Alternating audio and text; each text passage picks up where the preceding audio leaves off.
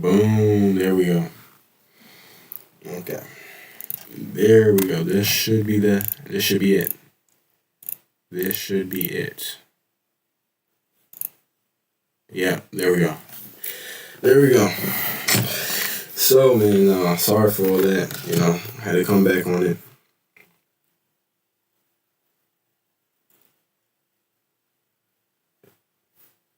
Boom.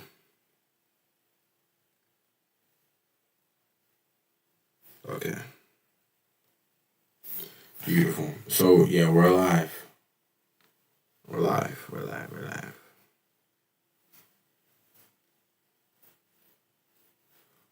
So, alright, let's go. Let's try this one more time.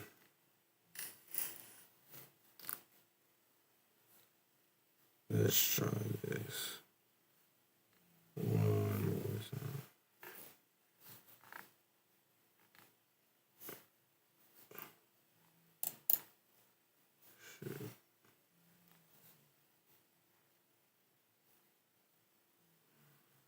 If you want to see. Okay, we're back. So so essentially what I want to do with this, I want to provide more of a balanced outlook. Let me check audio one more time. Oh my gosh. Like what is this, bro?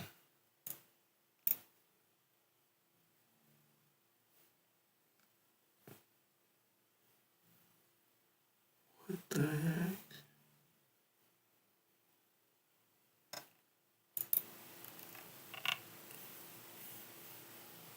Hello?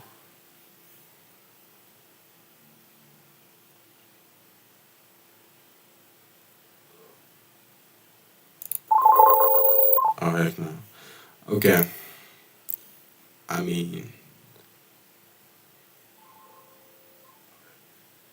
well, let me see if this works. This is a sick Negro.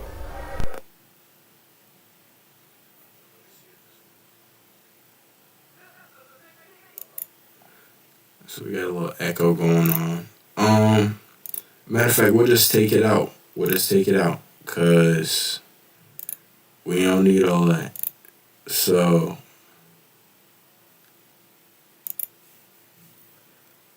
let's go here. Let's go.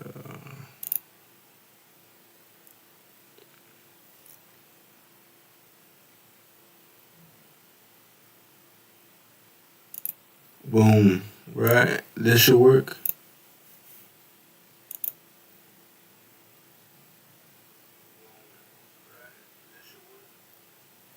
Dang, it still sounds off.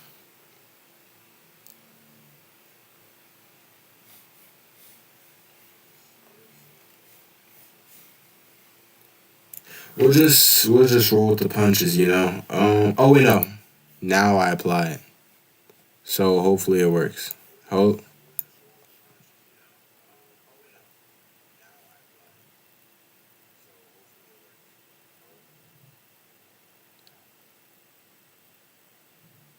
Hello? Okay, it works. Okay.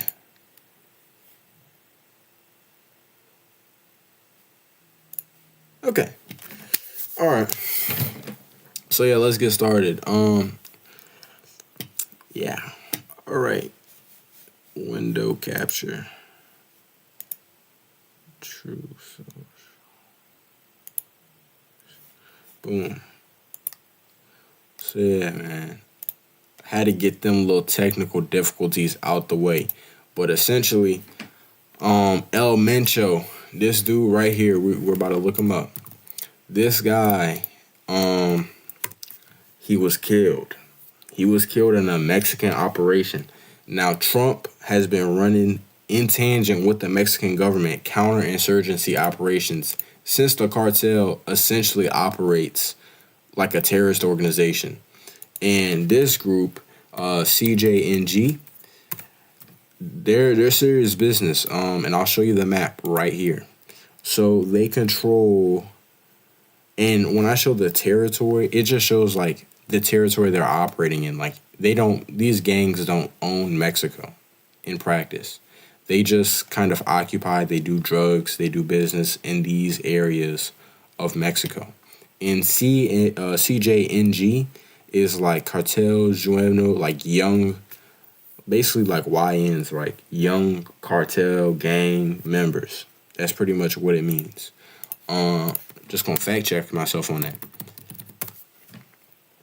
CJNE, Jalisco's new generation. So it just means, oh yeah, we're the new generation. Like, bro. And they're no joke. So they are one of the biggest cartels in Mexico. They got 20 to 30,000 troops, my boy, in this tiny little condensed area. I'll pull up the map again, bro. These areas, the black is CJNG. In that tiny area, they have around 20 to 30,000 troops, and they are not playing around. They have military-grade rifles. They send their own cartel gang members essentially to Mexico, and I'm tripping. They send their own members, and a lot of mercenaries that are in Ukraine actually are they were sent by cartel members, and the cartel actually makes a habit of hiring people, mercenaries who fought in Ukraine. So these guys have professional wartime experience, and they're not playing around. So after their leader was killed in a counter-terrorist operation, because Trump has been putting pressure in general on Mexico to curb fentanyl coming to the United States, and drugs is $1 billion business. Well, the gang decided to retaliate. So we're going to be looking through some of these clips. But first, I want to show you just a glimpse of how the type of firepower that these guys have. So this is a modified truck, right? Ford F-150. And you see this black stuff on the inside, bro. So, boom, you look inside, bro. It's straight bulletproof material, my boy. Look at this stuff. And you'll see this vehicle come up later when they're actually shooting at people. But they have a whole bunch of military equipment that is essentially modified. Like, if you look at how these guys are decked out, I'm telling you, man, they've got like goggles, they got the mask, they got the helmets. They are dressed up like a professional military force. And boom, this is how they dripped out. And I'm not even gonna say drip, because these guys are low key. I don't rock, like, bro, they violent. But don't catch me on camera saying that, because I don't want no problems. So in retaliation, they went to a tourist city in, let me find it again. They went to a tourist city. Let me see. They went to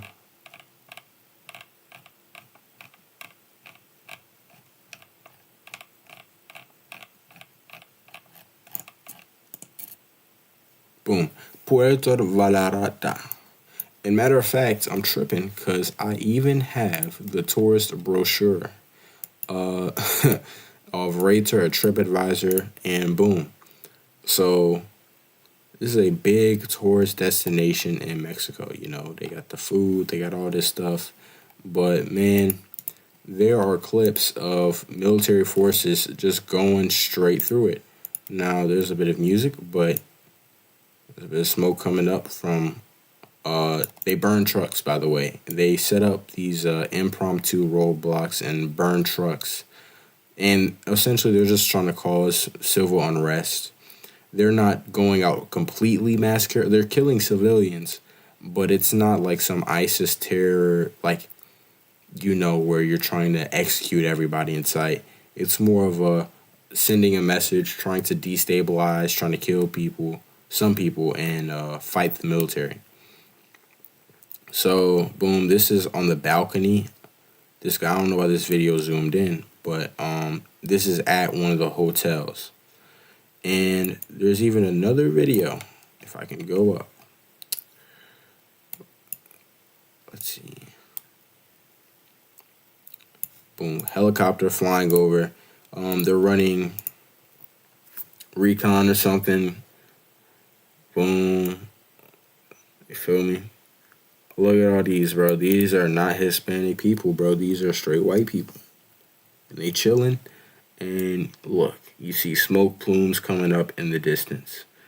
So there is civil unrest. But you know, when there are things like this, you've got to be careful about like not getting into false narratives.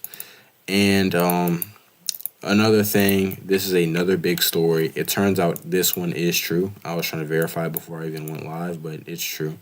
So, boom, an armored vehicle. It's impromptu as well, but you could see it's modified, bro. It's Mad Max Ford F-150, like a military Ford F-150. They're literally making this in a shack, and I mean it's working. So, if I can find the video, this is another video that they posted. Look at the trucks, just to show you, all of them look different, but they're all modified in the same way. Not that one, but this one has that same bulletproof thing. So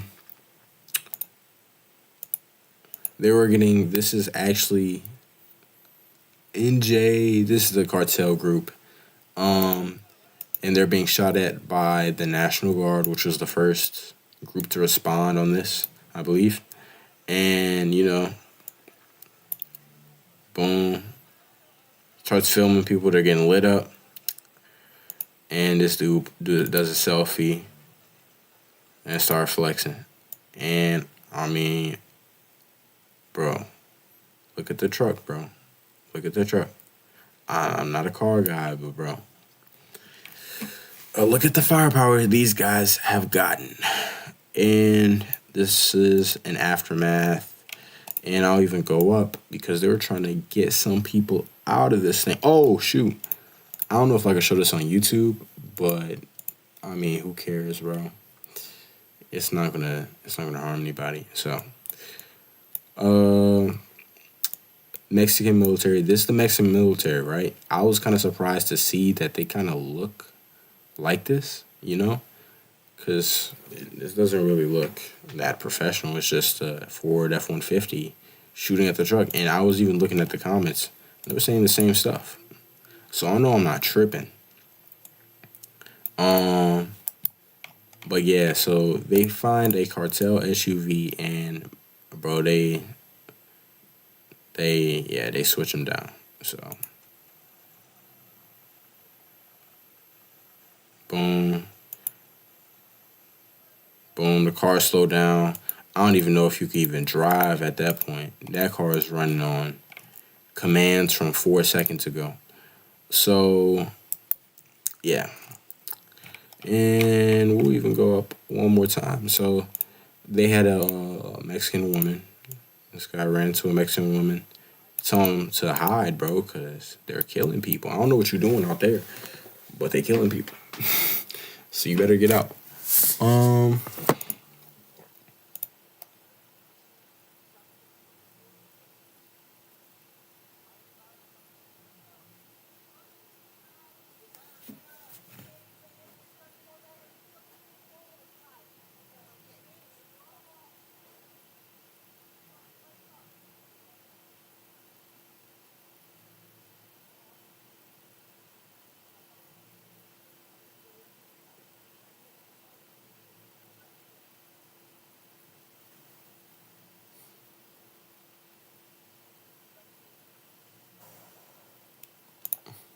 Second waves are coming. But yeah. Um, boom, I'm going out. So yeah, that's essentially the situation. So as of now, so oh, here we go. So okay, this is them just shooting, just to shoot. But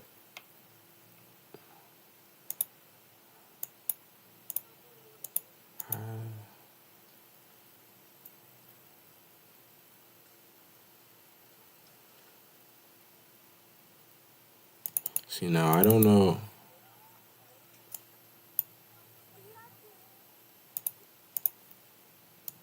Blank, blank, blank. I think that's the armed forces.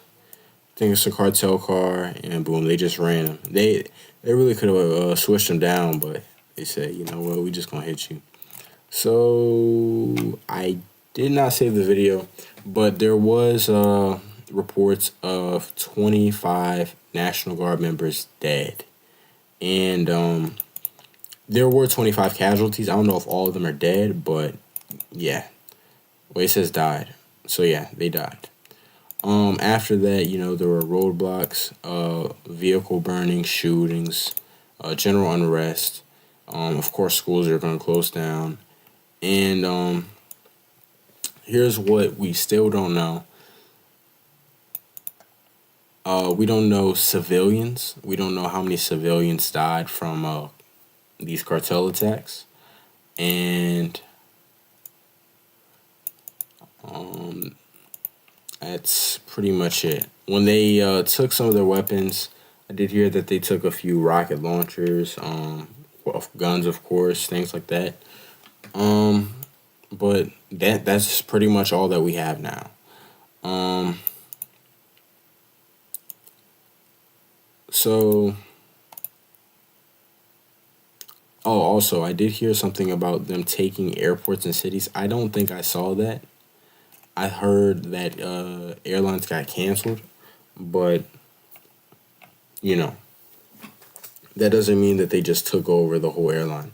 So essentially, the situation is this is really more of a PR stunt, because they're doing this to show respect for their leader, but they're not going to go out and just kill, go out and fight the military head on. This might just be a sudden flare up after killing their leader. We've seen multiple times when they kill a cartel leader. I mean, they'll kind of do something in the moment, but they won't have anything lasting. In general, they'll fight government officials. They'll fight the army. They'll go out, shoot up some places, burn, cause unrest. I remember I think it was like El Chapo's son got arrested, and I saw that video of a whole caravan of cartel cars driving along. I mean, if we're being honest, it's not a permanent incursion. But the problem's not going to go away. And, this really plays into how Trump is going to take care of this situation. Trump, right now, he has repeatedly talked about, he wants to stop drugs from coming to the United States and all these things. And, I think now is the time where Mexico really needs help. But, more on that later. But in general, we have the World Cup coming up. And, this just looks bad for them. But, of course, people are going to expect, cartels in Mexico. But, yeah, so that's the general situation. A few more implications is how Trump is really going to respond to this. He has a State of the Union address tomorrow. And right now, Trump is at a pretty precarious situation. Piggybacking off of the drugs in general, Trump still has a long way to go when it comes to fighting the fentanyl crisis, the drug crisis coming into America. I know that in his ideal situation, he would want to completely stomp it out. But there's a few things. He's made some progress when it comes to Venezuela, and even a few operations in Mexico. But these things aren't permanent. Cartels have a financial system, they have a whole logistical system. You have to destroy the source of the business. And as far as the public is concerned, like, we don't even really know what the source of all these things come from. We hear that these fentanyl, like these drugs, they come from China. But what real diplomatic action is being done for that except for tariffs here and there? But this State of the Union address is pretty big for Trump. He's got the midterms coming up, and he's in a pretty bad situation. His approval rating is dirt low, and especially compared to other presidents. So let's go here. Trump's approval rating show his approval between 38 and 41%. Now compared to Biden, I'll look up Biden's approval rating 2022, because usually at the midterms it's not going to be that great. 41%. 41.3%. So Trump is in a same, slightly worse situation than Biden is. And there's a lot of reasons why, so I'll list them out one by one. First thing is economics. So his approval rating, specifically on the economy, is even lower than his regular approval rating. It's at 36%, and Trump has rolled out tariffs.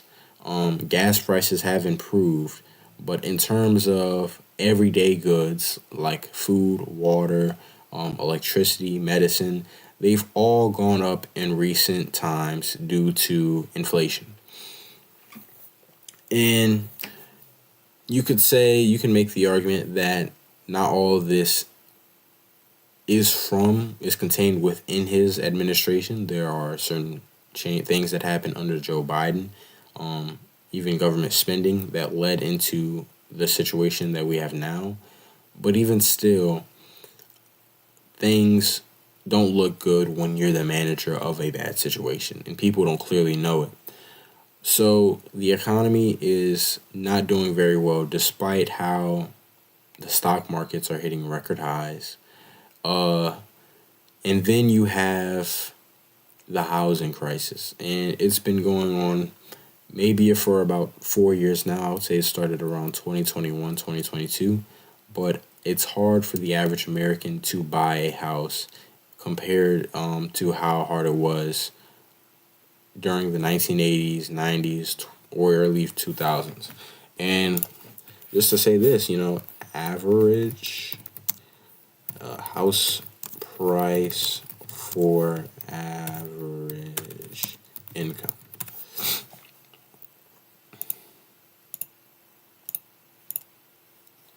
And I'll just open a new tab.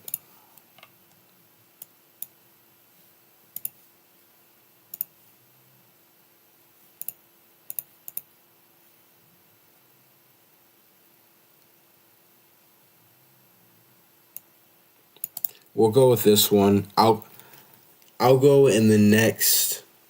I'll look into this stat the next stream, and I'll tell you what I think about it. But this essentially captures the gist of the situation.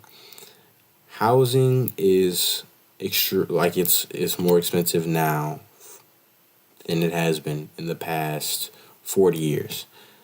At first, average income was around 30,000, and the average house was right below 100,000. But I mean, if you look at this graph, median income grows steadily at slight rates, but housing, I mean, it just, financial crisis around 2008, housing is just scoring to be worth sky high amounts, especially compared to the average income. I mean, the income is still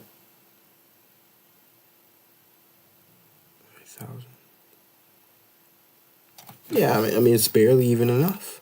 And honestly, it says the median income of an American is, I'm guessing it says 70,000, but I'm not even sure if that's right because if I look at median income of average American, it's probably going to be around 60,000.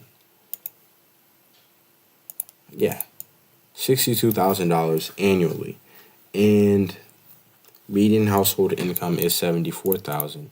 And then if I look up median house price,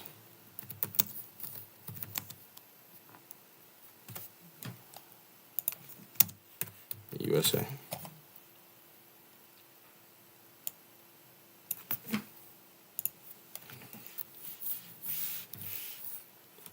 We do a little bit of math, 398 divided by 62,000. Rough approximation, 6 times. So this study was in 2023. Now we're in 2026, and it's around 6.4 times when it was 5.3 times just 3 years ago. So these economic crises are really getting out of control, and Trump has to address this, because this is only compounded by immigration. And now the Fed has shut down, due to the Homeland Security has shut down due to shootings of civilians by federal agents, and now there's a huge amount of political pressure for Trump to change how he enforces immigration. And just giving background, this is part of a political strategy. Because Trump has the House, the Senate, the Supreme Court, pretty much has all of the political power he needs to pass what he needs to pass. Democrats are scrambling to get him out of power, and they've got Trump in a pretty bad position with these ICE things. Yes, like there were clashes with ICE, but I'll bring it up next stream. But there was mainstream news telling ICE agents, or telling people to go out to ICE agents and record them and make their job harder and cause friction. And with this public unrest essentially being manufactured, it's blown this situation up into a even bigger ordeal than it was before. So Trump has a lot of things to address, but what Trump could be covering is the state of the. He could be talking about him planning to lower price prescription. His credit card interest rate cap, I've heard him talking about capping it right around 10%. Large companies, he's like imposing a ban on larger companies from buying housing to free up some of the competition that the average American has been facing. And, he's probably going to talk about the tariffs. So, these things are good short term, but do I think they'll be able to get him out of this midterm mess? I'm not very sure. And Trump has midterms are in November, and these people will probably be put into power by January.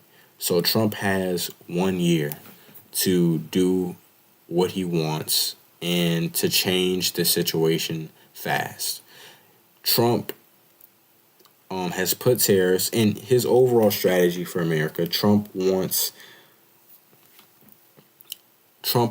a domestic American industry by putting tariffs on the rest of the world so that Americans can produce things domestically instead of buying them from countries like China, which they have shown their intent to challenge American control over the globe. And the way that Trump has been rolling out these tariffs, it's essentially just sporadic, and that's probably what's holding him back. I think If Trump wants to do better, in terms of public approval and public opinion, the first thing he needs to do is to be clear in the policy that he wants. Right now, people understand the idea. Trump wants to lower taxes. Trump wants to reduce the trade deficit. Trump wants to increase American productivity and increase America's industrial capacity. And he wants America to be a secure country economically, meaning that we don't rely on importing things from China and foreign countries. And it pretty much has a twofold effect. One, it reduces China's ability. It reduces their technological process because a lot of their technological development is through American companies who go to China. And it reduces how much money China makes, because if they have a lower trade surplus, then they won't make as much money because the United States will be taking their business back to their homeland. And on the second part, the United States will be able to not focus on importing things from foreign countries, which will reduce our trade deficit and our budget deficit. And I know these are very simplified ways that I'm putting it, but that's the general idea. Trump, at the end of the day, he wants security and sovereignty. He wants the fact that if countries decide to not do business with the USA, if countries want to impose economic restrictions on the United States, he wants the United States to be in a secure place to where it won't even harm us. But it's not, the process to get to that point isn't going to be an easy road. And the way he's rolled out these tariffs, it has not been clear for businessmen and women.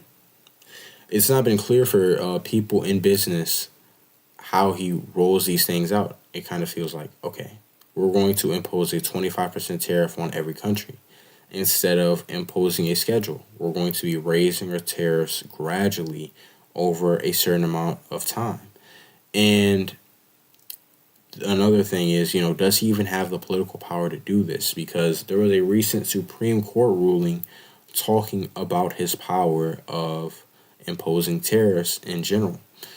And the thing is, if Trump doesn't have the political power to do things in an organized way, he's going to be forced to do things in the way he's doing them now. But I'm not sure. So don't quote me on that. I'm going to have to come back to you guys next stream. This is just a test experiment. Don't quote me on any of these things.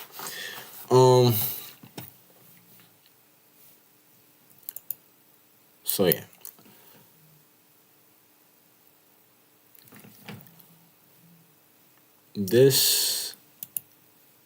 My plans for, not my plans, but what I think he's going to do, I think he's going to cover these three things, talk about his opponents, but if Trump really wants to set in motion a plan to win the midterms, he's going to have to be a little more lenient in terms of how he's applying these things and how clear he is going to be when it comes to applying tariffs and other plans that he has. So, one last thing, the People's State of the Union. So, a few Democrats are going to be boycotting the State of the Union.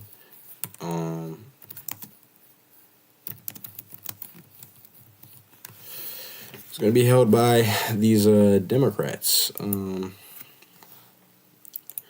So yeah. I don't know who's going to be speaking, but it's going to be interesting. This speech, do I think it's going to make a difference in Trump's situation overnight? Of course not. But even if it does have a sign of things to come, I'm not sure if Trump is going to be able to rally Republicans together, and it's really interesting. It's now that Republicans are in power, they have to essentially appease the people who they have been appeasing before they got elected. So yeah, I'm yapping. So all right, this was a nice little test, and I'm glad I covered these things. So I'll end it off right here. I think 30 something minutes isn't bad. So good night.